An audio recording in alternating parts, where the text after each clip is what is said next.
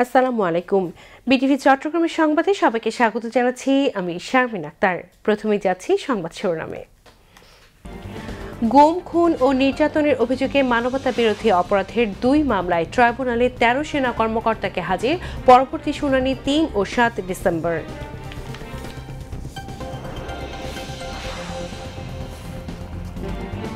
সফররত ভুটানের প্রধানমন্ত্রী শেরিং তোবগের সঙ্গে বিডার নির্বাহী চেয়ারম্যান চৌধুরী আশিক মাহমুদ বিন হারুনের সাক্ষাৎ, দ্বিপাক্ষিক স্বার্থ সংশ্লিষ্ট বিষয়ে আলোচনা।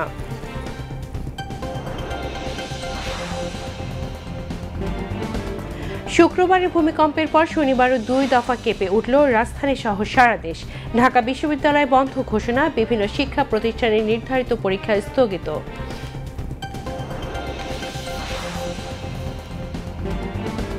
প্রধান নির্বাচন কমিশনারের সঙ্গে কমনওয়েলথ মহাসচিবের বৈঠক, প্রবাসী ভোটিং নিয়ে নির্বাচন কমিশনের চলমান উদ্যোগের প্রশংসা।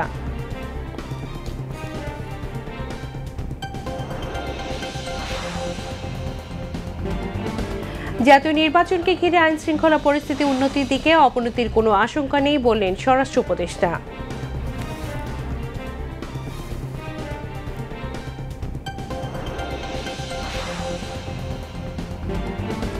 গাজায় আবারও ইসরায়েলি হামলা, 24 ফিলিস্তিনি নিহত। যুদ্ধবিরতি রক্ষায় যুক্তরাষ্ট্রের হস্তক্ষেপ কামনা হামাসের।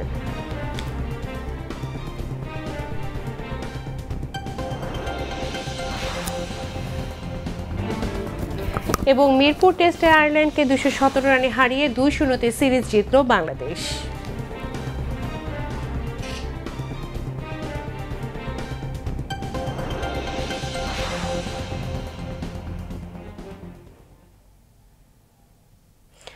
এতক্ষণ সংবাদ শিরোনাম শুনলেন, এবার বিস্তারিত। পতিত আওয়ামী লীগ সরকারের শাসনামলে গুম ও নির্যাতনের ঘটনায় পৃথক 2 মামলায় শেখ হাসিনা ও 25 সেনা কর্মকর্তা সহ 30 জনের বিরুদ্ধে অভিযোগ গঠনের শুনানি 3 ও 7 ডিসেম্বর নির্ধারণ করেছেন আন্তর্জাতিক অপরাধ ট্রাইব্যুনাল। বিচারপতি গোলাম মর্তুজা মজুমদারের নেতৃত্বাধীন ট্রাইব্যুনাল 1-এর 3 সদস্যের বিচারিক প্যানেল আজ এই তারিখ নির্ধার্য করেন। গুম ও নির্যাতনের ঘটনায় টিএফআই সেলে সংঘটিত মামলায় 17 জন এবং জেআইসি সেলে গুম ও নির্যাতনের ঘটনায় 13 জনের বিরুদ্ধে এই অভিযোগ আনে প্রসিকিউশন। গুম ও নির্যাতনের ঘটনায় মানবতা বিরোধী অপরাধের 2 মামলায় সেনানিবাসের অস্থায়ী কারাগার থেকে ভার্চুয়ালি শুনানির অনুমতি চেয়ে ট্রাইব্যুনালে আজ আবেদন করেন সেনা কর্মকর্তাদের পক্ষের আইনজীবীরা। পরে সাংবাদিকদের ব্রিফ করেন চিফ প্রসিকিউটর মোহাম্মদ তাজুল ইসলাম। তিনি বলেন, আন্তর্জাতিক অপরাধ ট্রাইব্যুনালের বিচার ও বিচারপতিদের নিয়ে অবমাননাকর বিভিন্ন সংবাদ ও ছবি গণমাধ্যম ও সামাজিক যোগাযোগ মাধ্যমে প্রকাশ ও প্রচারিত হয়েছে, যা ট্রাইব্যুনালের নজরে এসেছে।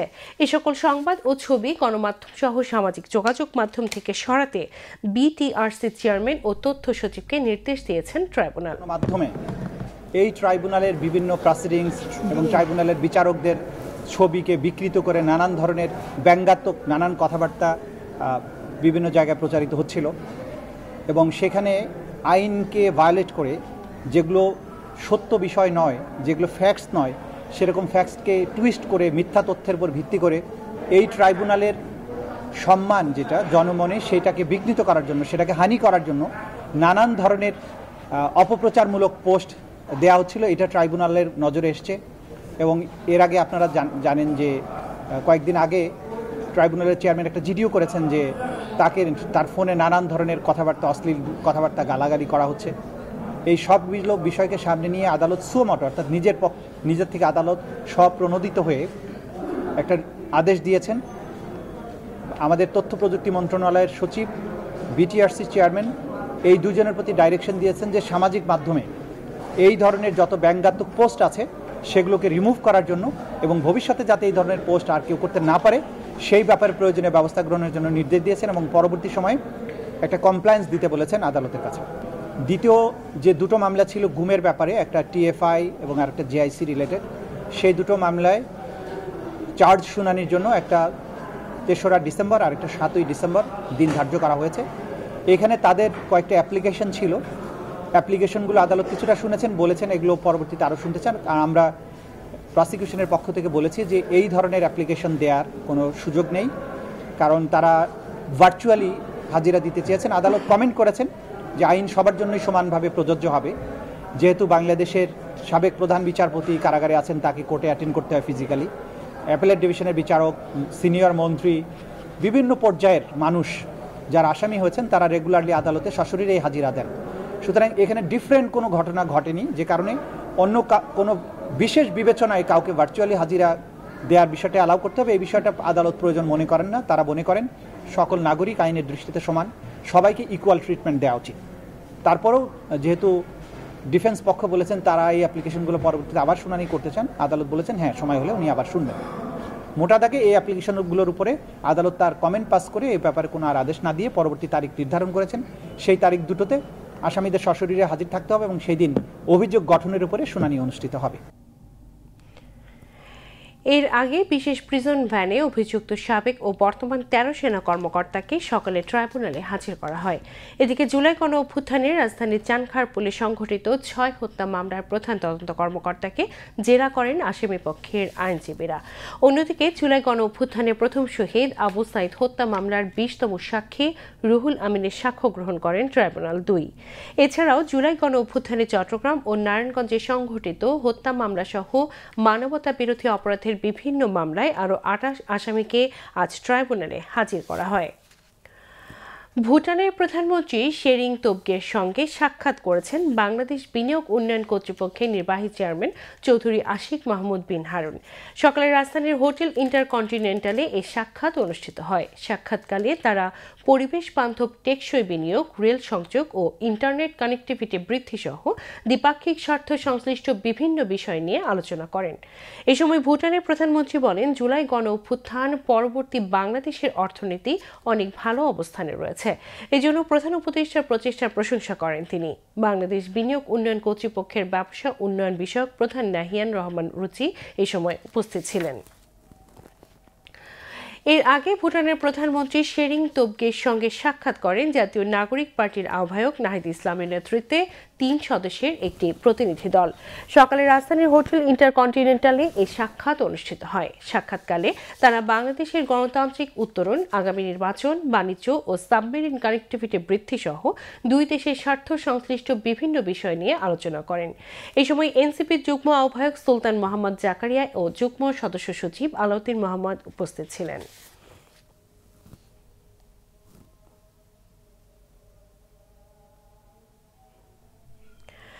শনিবার সকালে হালকা কম্পন অনুভূত হওয়ার পর সন্ধ্যায় আবারও ভূকম্পে কেঁপে উঠল দেশ। আবহাওয়া অধিদপ্তর জানিয়েছে, সন্ধ্যা 6টা 6 মিনিটে রেকর্ড হওয়া এই ভূমিকম্পের মাত্রা সংশোধিত বুলেটিনে রিক্টার স্কেলে 4.3। বিএমডির হালনাগাদ তথ্যে বলা হয়েছে, ভূমিকম্পটির কেন্দ্র ছিল নরসিংদী জেলায়, যা আগারগাঁওয়ে বিএমডি ভূকম্পন কেন্দ্র থেকে উত্তর পূর্ব দিকে 23 কিলোমিটার দূরে। তাৎক্ষণিকভাবে কোথাও কোনো প্রাণহানি বা ক্ষয়ক্ষতির খবর পাওয়া যায়নি। প্রাথমিক বুলেটিনে বিএমডি জানায়, ভূমিকম্পের মাত্রা ছিল 3.7 এবং কেন্দ্র ছিল বাড্ডা এলাকা, যা ভূকম্পন কেন্দ্র থেকে পূর্ব দিকে 6 কিলোমিটার দূরে। এর আগে সকালে নরসিংদীর পলাশ উপজেলায় রিক্টার স্কেলে 3.3 মাত্রার আরেকটি কম্পন অনুভূত হয়। গতকালও নরসিংদীতে ছিল ভূমিকম্পের কেন্দ্র। গত শুক্রবার নরসিংদীকে কেন্দ্র করেই 5.7 মাত্রার শক্তিশালী ভূমিকম্প অনুভূত হয়, যা সারা দেশেই প্রভাব ফেলে। এদিকে ভূমিকম্প পরবর্তী উদ্ভূত জরুরি পরিস্থিতিতে আগামী 6 ডিসেম্বর পর্যন্ত ঢাকা বিশ্ববিদ্যালয় বন্ধ ঘোষণা করা হয়েছে। আজ বিকেল 5টার মধ্যে শিক্ষার্থীদের হল ছাড়ার নির্দেশ দেওয়া হয়। গতকাল ঢাকা বিশ্ববিদ্যালয় সিন্ডিকেটের এক জরুরি সভায় এই সিদ্ধান্ত নেওয়া হয়। বিশ্ববিদ্যালয়ের এক সংবাদ বিজ্ঞপ্তিতে এ তথ্য জানানো হয়েছে। এছাড়া শিক্ষা প্রতিষ্ঠানের চলমান নির্ধারিত পরীক্ষা স্থগিত করা হয়েছে। একই দিনে জাতীয় নির্বাচন এবং গণভোট আয়োজন ইসির জন্য চ্যালেঞ্জ হবে বলে মনে করেন কমনওয়েলথ। এমনটাই জানিয়েছেন নির্বাচন কমিশনের সিনিয়র সচিব আখতার আহমেদ। সকালে আগারগাঁওয়ে নির্বাচন ভবনে সিইসির সঙ্গে বৈঠকে একথা জানান সংস্থাটির মহাসচিব শার্লি পচওয়ে। পরে সাংবাদিকদের ব্রিফিংয়ে একথা বলেন ইসি সচিব। তিনি বলেন, নির্বাচন কমিশন গণভোটের দায়িত্ব সুষ্ঠুভাবে পালন করবে বলে আশাবাদী কমনওয়েলথ মহাসচিব। এই সময় নির্বাচনের বিশ্বাসযোগ্যতা জরুরি বলেও মন্তব্য করেন সংস্থাটির প্রতিনিধি। প্রবাসী ভোটিং নিয়ে ইসির চলমান উদ্যোগকে প্রশংসনীয় বলেও মন্তব্য করেন তারা। বৈঠকে সংস্থাটির পক্ষ থেকে ইসি চাইলে যে কোনো ধরনের সহযোগিতা করবে বলেও জানানো হয়।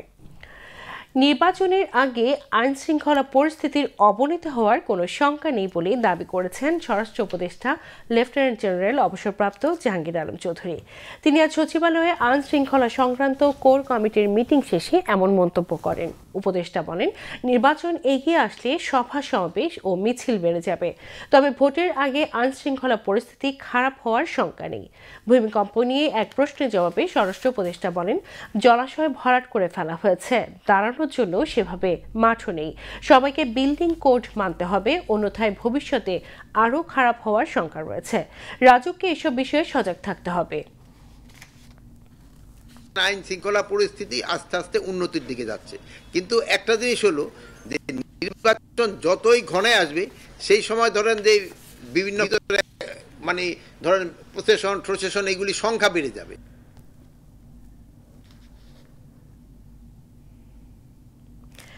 আগামী সংসদ নির্বাচনে এনসিপি ৩০০ আসনে প্রার্থী নিশ্চিত করতে কাজ করছে বলে জানিয়েছেন দলের আহ্বায়ক নাহিদ ইসলাম।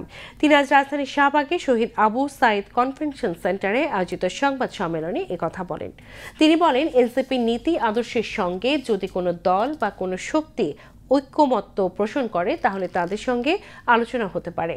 নাহিদ ইসলাম বলেন, আগামী নির্বাচনে এনসিপি একটি আসনও না পেলে জাতীয় নাগরিক পার্টি তার আদর্শ, নীতি ও লক্ষ্যে অটুট থাকবে। সংবাদ সম্মেলনে এনসিপির কেন্দ্রীয় নেতৃবৃন্দ উপস্থিত ছিলেন। জাতীয় নাগরিক পার্টির কেন্দ্রীয় অফিস এবং অনলাইনে প্রচুর দক্ষ যোগ্য ব্যক্তিগণ তারা মনোনয়ন নিয়েছেন এবং আমরা একটি আহ্বান জানিয়েছিলাম সকলের জন্য, শুধু জাতীয় নাগরিক পার্টির নেতাকর্মীদের জন্য নয়, যেহেতু জাতীয় নাগরিক পার্টি এখন একটি উদীয়মান দল এবং সাধারণ মানুষের দল, সাধারণ নাগরিকের দল। ফলে আমাদের আহ্বান ছিল সবার প্রতি, সকলের প্রতি, যারা নতুন করে রাজনীতি করতে চায়, দেশ গড়তে চায়, একটি গণতান্ত্রিক বৈষম্যহীন বাংলাদেশ গড়ে তুলতে অঙ্গীকারবদ্ধ এবং যারা কখনো হয়তো ভাবেনি যে সংসদে যাবে, নির্বাচনে দাঁড়াবে, কিন্তু গণ অভ্যুত্থানের পরে যেহেতু সবাই নতুন করে স্বপ্ন দেখছে, আজকে হয়তো আমরা এখানে অনেকেই বসে থাকার কথা ছিল না, অনেকেরই রাজনীতি করতে আসার কথা ছিল না, কিন্তু আমরা এসে এখানে ঐক্যবদ্ধ হয়েছি, রাজনৈতিক প্রক্রিয়ায় যুক্ত হয়েছি। জামায়াতে ইসলামীর আমির ডাক্তার শফিকুর রহমান বলেছেন, দেশের মানুষ একটি সুষ্ঠু নির্বাচনের জন্য অপেক্ষা করছে। নির্বাচন নিয়ে যদি কেউ অতীতের পথে হাঁটেন তাদের পরিণতি হবে খুবই ভয়াবহ। চট্টগ্রামে গতকাল সন্ধ্যায় জামায়াতে ইসলামী আয়োজিত নির্বাচনী দায়িত্বশীলদের সম্মেলনে তিনি একথা বলেন। ডাক্তার শফিকুর রহমান অতীতে দেশে যারা নির্বাচনকে হত্যা করেছিল তাদের পরিণতি কি হচ্ছে সেদিকে খেয়াল রাখার আহ্বান জানান। জনগণ যদি আপনার কর্মসূচিকে অভিনন্দন জানিয়ে গ্রহণ করে, আমরাও আপনাদেরকে অভিনন্দন জানাবো, কিন্তু জনগণের রায়কে জোর করে ভিন্নভাবে ডাকাতি করার, হাইজ্যাক করার স্বপ্ন মেহরবানি করে কেউ যেন না দেবেন। এবং এই অপকর্মের সঙ্গীও যেন যারা নির্বাচনী কাজে, শৃঙ্খলা রক্ষার কাজে নিয়োজিত থাকবেন, তারাও যেন সেই অপকর্মের সঙ্গী না হন। যদি সঙ্গী হন তাহলে এই নিকট অতীতের দিকে একবার ফিরে তাকায় দেখেন, এই দেশে নির্বাচনকে যারা হত্যা করেছিল আজকে তাদের পরিণতি কি হচ্ছে, যারা সাহায্য করেছিল তাদের পরিণতি কি হচ্ছে। আমরা আশা করবো এখান থেকে গোটা জাতি শিক্ষা নেবে, আমরাও শিক্ষা নেব।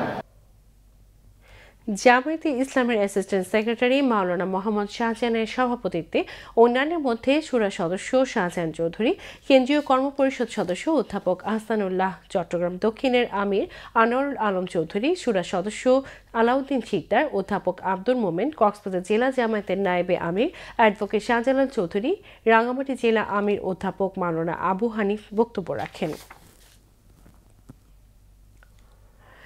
ভালো মন্দ মিলিয়েই কাটছে চট্টগ্রাম নগরের উত্তর কাট্টুলি মৎস্যজীবীদের জীবন। ঝড় ঝঞ্ঝা ও সাইক্লোনে বিপদসংকুল দিন কাটে তাদের। এই সময় কোনো আয় উপার্জন হয় না। অসময়ে সরকারি সহায়তা কামনা করে তারা বলছেন, এতে হয়তো তাদের সংসারের ঘানি যেমন টেনে নেওয়া যাবে, তেমনি সন্তানেরাও পড়ালেখার সুযোগ পাবে। বিস্তারিত আতিকুর রহমানের রিপোর্টে।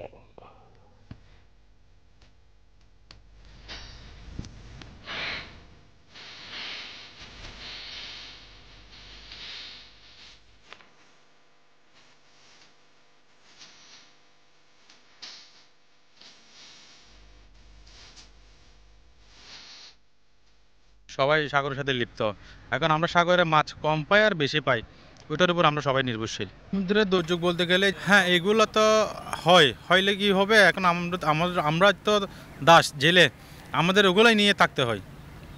আমাদের তো এখানে মনে করেন যে সময় মনে করেন মাছ পরে মাছ বাজে, ওই সময় কিন্তু আমরা অনেক কষ্ট করে যাইতে হয়, এখানে গেলে আমাদের 2টা পয়সা ইনকাম হয়। আর এখন মনে করো বাতাস নাই, বৃষ্টি নাই, এখন আমাদের ইনকামও নাই। আমরা বংশগত জেলে, আমরা ধরেন প্রথমত ঝড় তুফান এগুলো সবসময় আমাদের মাথার উপর থাকে। আর একটা জিনিস সাইক্লোন উঠলে সবাই যায় যে কোথায়, সাইক্লোন সেন্টারে, আর আমরা থাকি কোথায়? তখন আমাদের নিজেদের সেফটির কথা না ভেবে ব্যবসা বোট বলেন আমাদের সব কিছু তো পানিতে, আগে আমরা আমাদের থেকে নিজেদের জীবন বাজি রেখে আমাদের থেকে এগুলো সেভ করতে হয়। সমুদ্রগামী মৎস্যজীবীদের সবার জীবনের গল্পটা প্রায় একই রকম।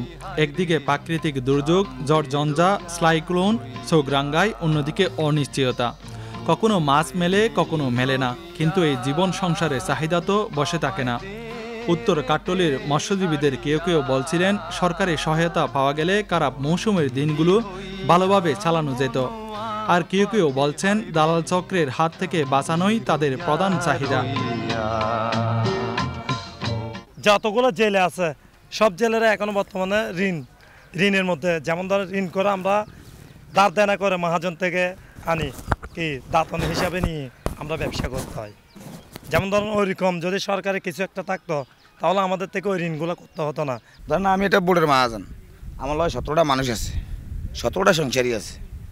তো ওই মাছ বেশি বাজারে 1 লাখ টাকার মাছ বেশি আছে 80,000 টাকা, তো ওই বাকি তো সঙ্গে তো খুব কষ্ট চলে না। নোনাজলের মৎস্যজীবীরা বড়ই সংগ্রামী, কখনো হাল ছাড়েন না। পরিবার পরিজন রেখে পাড়ি জমান গভীর সমুদ্রে, দিন রাত বুনেন জীবনের স্বপ্ন। এক বুক স্বপ্ন নিয়ে ফিরেন গড়ে, আবার সাথে থাকে আহরিত মাছ। রানী রাজমণি ঘাটের মধ্যে এখন বিভিন্ন ধরনের মাছ আছে, সকাল বিকাল বিভিন্ন থেকে বাইরে থেকে কাস্টমার আছে মাছ কেনার জন্য। অন্যদিকে জেলে পরিবারের সদস্যরা গভীর উৎকণ্ঠায় দিন কাটান। কখন বিপদ হয় কে জানে, না জানে কখন হানা দেয় দুঃসংবাদ।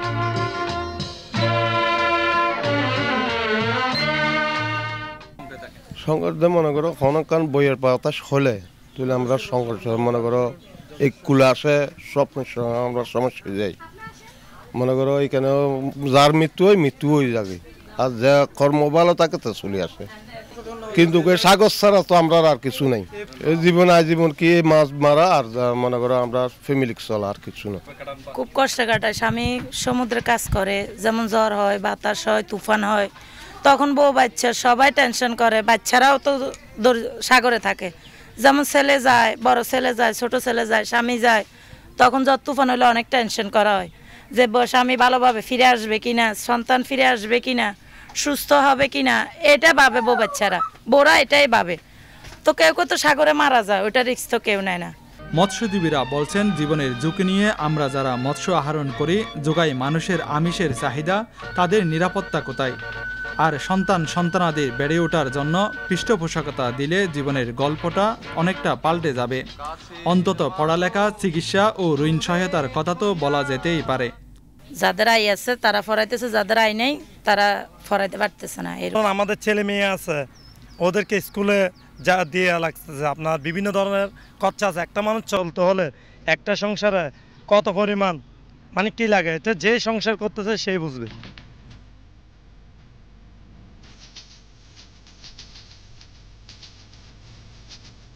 জীবন জীবিকার কঠিন সমীকরণে নোনা জলে লড়াই করে বাঁচতে থাকা এই মানুষগুলো গড়ে তুলেছে আমাদের নীল অর্থনীতি।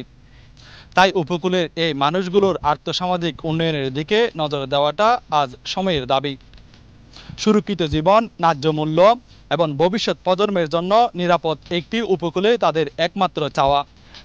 নোনা জলের জীবন সংগ্রামের গল্প বদলে যাবে সম্মিলিত উদ্যোগে। আতিকুর রহমান, বাংলাদেশ টেলিভিশন, চট্টগ্রাম।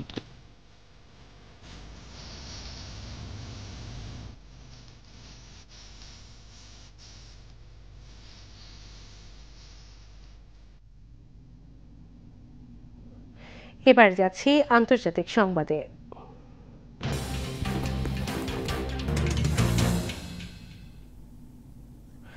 যুদ্ধবিধ্বস্ত গাজা ভূখণ্ডে 6 সপ্তাহের অস্ত্রবিরতি ভঙ্গ করে হামলা অব্যাহত রেখেছে ইসরায়েলি সেনাবাহিনী। গতকালের এক হামলায় শিশু, নারীসহ অন্তত 24 জন ফিলিস্তিনি নিহত হয়। আরও থাকছে ডেস্ক রিপোর্টে।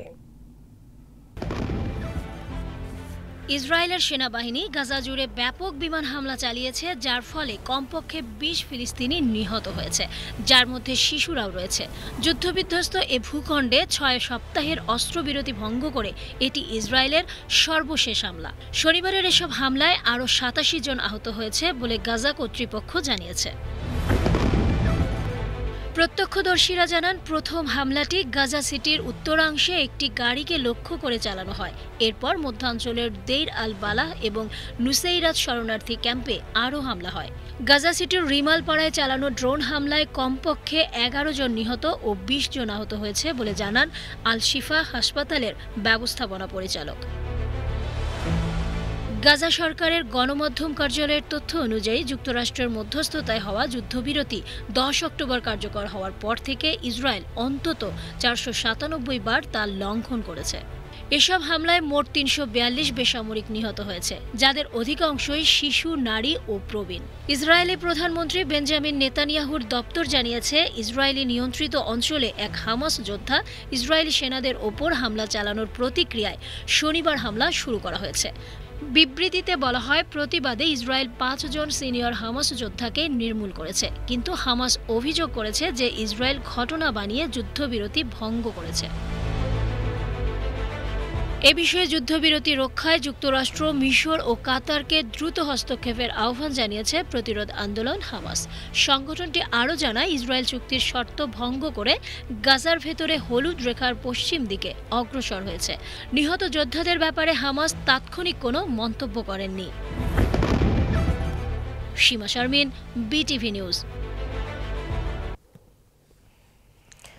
যুক্তরাষ্ট্র ভেনেজুয়েলাকে কেন্দ্র করে একটি নতুন ধরনের অভিযান শুরু করার প্রস্তুতি নিচ্ছে বলে 4 মার্কিন কর্মকর্তা রয়টার্সকে জানিয়েছেন।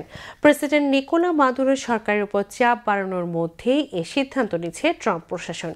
রয়টার্স এই নতুন অভিযানের সঠিক সময় বা পরিধি নিশ্চিত করতে পারেনি। এমনকি মার্কিন প্রেসিডেন্ট ডোনাল্ড ট্রাম্প চূড়ান্ত সিদ্ধান্ত নিয়েছেন কিনা তাও স্পষ্ট নয়। সাম্প্রতিক সপ্তাহগুলোয় সম্ভাব্য পদক্ষেপ নিয়ে নানা জল্পনা কল্পনা বাড়ছে, কারণ যুক্তরাষ্ট্র ক্যারিবীয় অঞ্চলে তার সামরিক বাহিনী মোতায়েন করেছে এবং ওয়াশিংটনের সঙ্গে কারাকাসের সম্পর্ক আরও খারাপ হচ্ছে। পেন্টাগন এই বিষয়ে মন্তব্য করার অনুরোধ হোয়াইট হাউসকে পাঠিয়েছে, তবে সিআইএ কোনো মন্তব্য করতে অস্বীকৃতি জানিয়েছে। ট্রাম্প প্রশাসন ভেনেজুয়েলাকে ঘিরে বিভিন্ন বিকল্প বিবেচনা করছে। তাদের দাবি, প্রেসিডেন্ট মাদুরো অবৈধ মাদকের সরবরাহে ভূমিকা রাখছেন। এসব মাদক যুক্তরাষ্ট্রে বহু মানুষকে হত্যা করছে। মাদুরো অবশ্য এসব অভিযোগ অস্বীকার করেছেন। মার্কিন কর্মকর্তাদের মধ্যে 2 জন রয়টার্সকে বলেছেন, বিবেচনায় থাকা বিকল্পগুলোর মধ্যে মাদুরোকে ক্ষমতাচ্যুত করার বিষয়টিও থাকতে পারে। মার্কিন প্রেসিডেন্ট ডোনাল্ড ট্রাম্প বলেছেন, রাশিয়া ইউক্রেন যুদ্ধের অবসান ঘটাতে যুক্তরাষ্ট্রের দেওয়া পরিকল্পনাটি কিয়েভের জন্য চূড়ান্ত প্রস্তাব নয়। ইউক্রেনের মিত্ররা ট্রাম্পের এই পরিকল্পনা নিয়ে উদ্বেগ জানানোর পর তিনি কথা বলেন। গতকাল ইউরোপ, কানাডা ও জাপানের নেতারা বলেন, রাশিয়া ইউক্রেন যুদ্ধ বন্ধে ট্রাম্পের দেওয়া পরিকল্পনায় এমন কিছু বিষয় রয়েছে যা ন্যায়সঙ্গত ও টেকসই শান্তি প্রতিষ্ঠার জন্য জরুরি। তবে এটির উপর আরও কাজ করতে হবে, কারণ সীমানা পরিবর্তন, ইউক্রেনের সেনাবাহিনীর সদস্য সংখ্যা কমিয়ে আনা সহ কিছু বিষয় উদ্বেগের জন্ম দিয়েছে। এর আগে ইউক্রেনের প্রেসিডেন্ট ভলোদিমির জেলেনস্কি সতর্ক করে বলেছিলেন, এই পরিকল্পনাকে কেন্দ্র করে ইউক্রেন ইতিহাসের সবচেয়ে কঠিন সময় পার করছে, কারণ এটি রাশিয়ার অনুকূলে বলেই মনে হচ্ছে, আর এতে রাজি হওয়ার জন্য যুক্তরাষ্ট্রের চাপের মুখে আছে ইউক্রেন। ট্রাম্প তার 28 দফা পরিকল্পনা মেনে নিতে ইউক্রেনকে 27 নভেম্বর পর্যন্ত সময় দিয়েছেন। রুশ প্রেসিডেন্ট ভ্লাদিমির পুতিন বলেছেন, একটি সমাধানের ভিত্তি হতে পারে। গতকাল হোয়াইট হাউসে সাংবাদিকেরা ট্রাম্পের প্রশংসা করেন, বর্তমান খসড়া পরিকল্পনাটি কিয়েভের জন্য তার চূড়ান্ত প্রস্তাব কিনা। জবাবে ট্রাম্প বলেন, না, এটি আমার চূড়ান্ত প্রস্তাব নয়। এ সময় ট্রাম্প আরও বলেন, যে কোনো উপায়ে এ যুদ্ধের অবসান ঘটতে হবে, আর সে লক্ষ্যে আমরা কাজ করছি। ব্রাজিলের বেলেমে অনুষ্ঠিত জাতিসংঘের জলবায়ু বার্ষিক জলবায়ু সম্মেলন COP30 2 সপ্তাহের উত্তপ্ত বিতর্ক, বৈঠক আর রাতভর আলোচনার পর অবশেষে একটি চুক্তির মাধ্যমে শেষ হয়েছে। জীবাশ্ম জ্বালানি থেকে সরে আসা, অভিযোজন তহবিল বৃদ্ধি এবং ক্ষতিপূরণ সহ গুরুত্বপূর্ণ বিষয়ে মতভেদ তীব্র হয়েছে তেল উৎপাদনকারী দেশ, উদীয়মান অর্থনীতি ও ইউরোপীয় ইউনিয়নের মধ্যে। এই অচলাবস্থার চাপ এসে পড়েছে সবচেয়ে বেশি জলবায়ু ঝুঁকিপূর্ণ দেশগুলোর উপর, তার মধ্যে অন্যতম বাংলাদেশ। বিস্তারিত স্বপ্না স্মৃতির প্রতিবেদনে। বেলেমের COP30 সম্মেলন বিশ্ব নেতাদের উপস্থিতিতে টানা আলোচনার পর শনিবার যে চুক্তি গৃহীত হলো তাতে বৈশ্বিক উষ্ণতা মোকাবেলায় দ্রুত ও ব্যাপক পদক্ষেপের আহ্বান জানানো হলেও জীবাশ্ম জ্বালানির ব্যবহার ধাপে ধাপে বন্ধের বিষয়ে কোনো উল্লেখ নেই।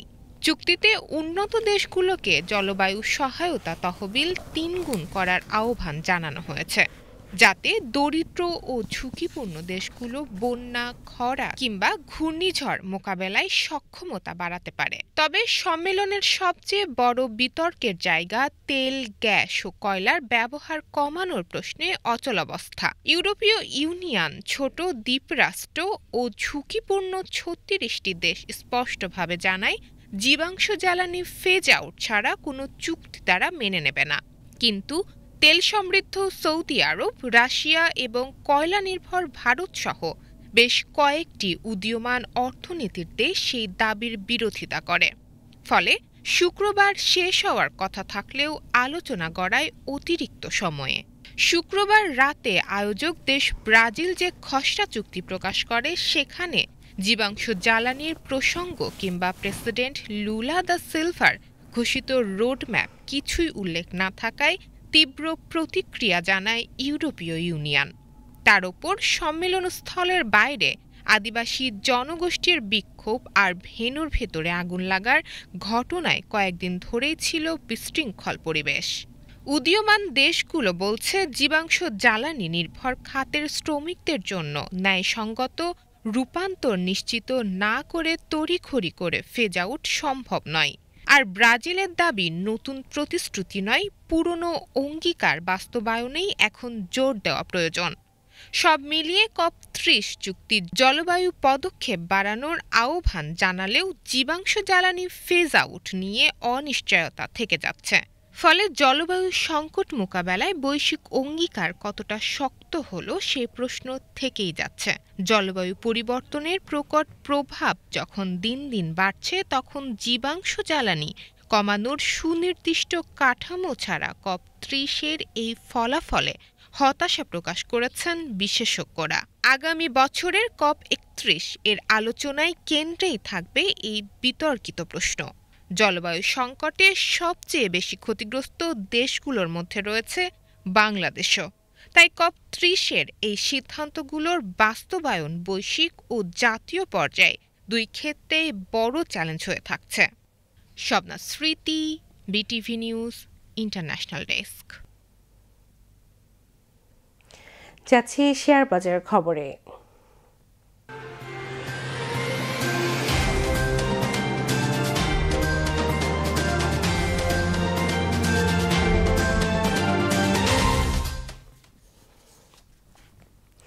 সপ্তাহের শুরুতে চট্টগ্রামের স্টক এক্সচেঞ্জে চাঙ্গা ভাব বিরাজ করছে, তবে আজ সার্বিক মূল্যসূচক বৃদ্ধি পেলেও সিএসই 30-এর সূচক কমে গেছে।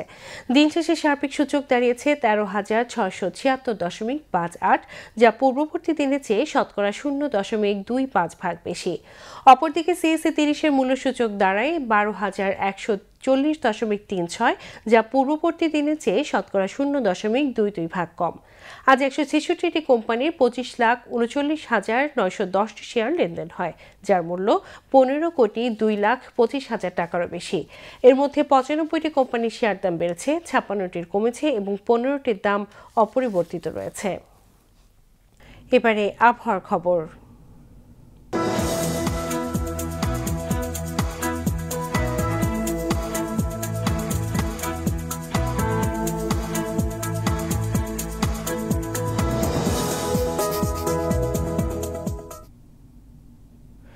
পতেঙ্গা আবহাওয়া অফিস জানিয়েছে আগামীকাল সন্ধ্যা ৬টা পর্যন্ত চট্টগ্রাম এবং পার্শ্ববর্তী এলাকায় আকাশ আংশিক মেঘলা সহ প্রধানত শুষ্ক আবহাওয়া বিরাজ করতে পারে।